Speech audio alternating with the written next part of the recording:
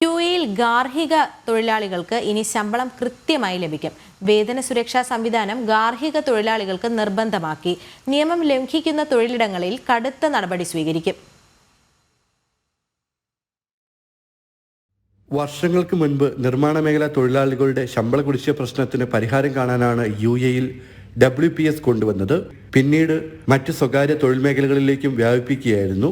ഈ സംവിധാനം ഗാർഹിക തൊഴിലാളികൾക്ക് കൂടി നിർബന്ധമാക്കി.